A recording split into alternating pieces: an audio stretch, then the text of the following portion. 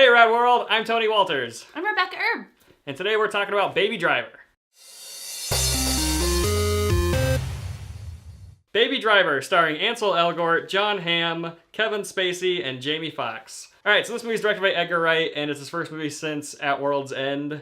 So I've been really anticipating an Edgar Wright movie. I was really excited for him to do Ant-Man, and then, that story, and that all fell through. So this is an original movie by him called Baby Driver. Baby Driver is about a guy named Baby, and he's a getaway driver, but he has tinnitus.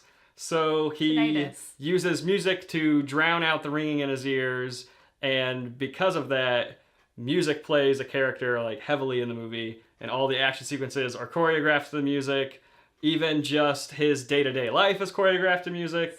The music makes the movie awesome. Absolutely. Yeah. Absolutely. Every single move was deliberate, and it was done so well. Even the gunshots and that part, it was so good. All the action is just choreographed straight with the music, so it all just works perfectly. Yeah.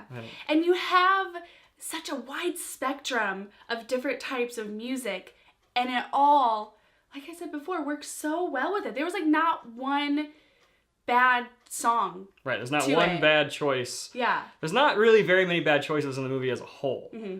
Like, all of the casting is great. The kid that plays Baby, Ansel Elgort. So good. At first, I didn't know, I haven't seen anything that he's in, so I didn't know what to expect from him. But he plays a really interesting character. He doesn't speak much in the movie. But when he does, it's still good. Like, he delivers it well. Yeah, it's great. And he's very smooth. He's a smooth guy. Surprisingly so for a guy named Baby. Yeah.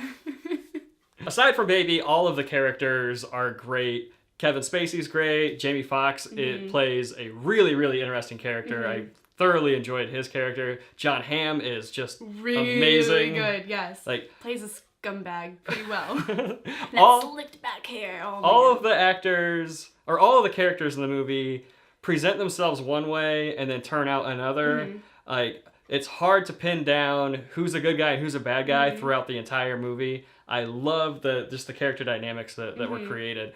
They seem off the bat kind of almost one-tone kind of characters, like, oh, these guys are going to play these typical kinds of bad guys, but then by the end of the movie, they're completely different characters. And you didn't see it coming. No, you either. don't see it coming at all. Yeah. It's like the depth that are in these characters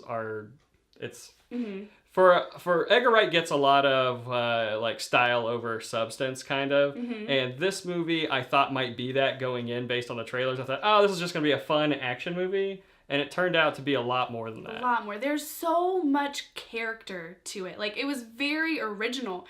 And it's nice to go to an action movie that is original. And it's almost like a breath of fresh air. It's not that carbon copy of the same action movie. It's original. And it's, definitely the most original action movie that I've seen in a long time. Probably excluding maybe the John Wick franchise.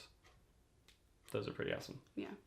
But it's a different kind of action movie. Yeah, completely. Definitely. And all of the stunt work in the movie, for the majority of the movie, it's all practical stunt work. It's all real cars, real chase sequences. It's really fun to watch when you know the cars are real. We were driving home, and I just wanted to go fast. I wanted to want to weave in and out of cars, do like a little fishtail here and there.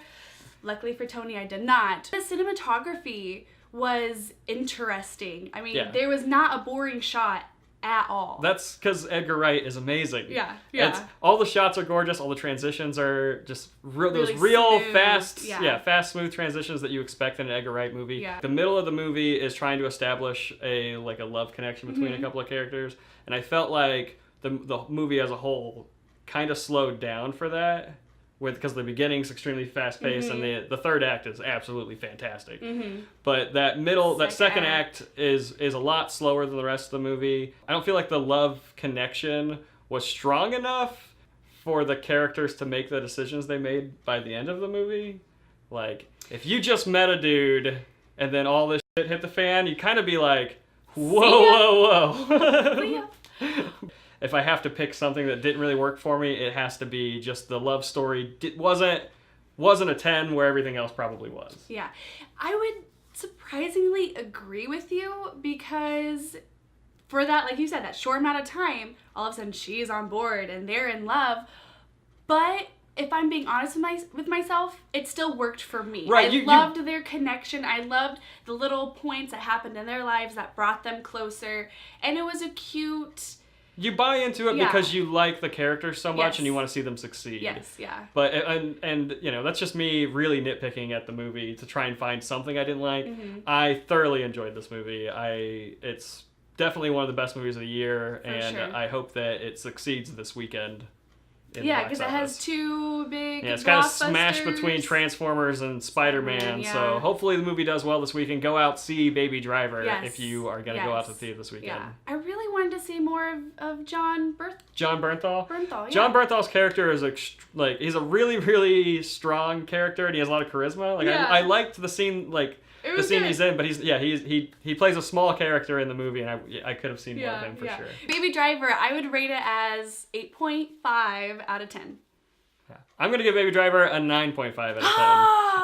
I absolutely love this movie. I did too, but I thought maybe. I absolutely love this movie. I seriously, I've got no flaws with it aside from just that one thing that. It's the only thing that kind of bothered me in the movie. Was that really slow part in between? It's just where it kind of drags out. Mm-hmm. If the pace would have kind of kept up through there, I'd give it a 10. I mean, it's a very near perfect movie. Mm-hmm.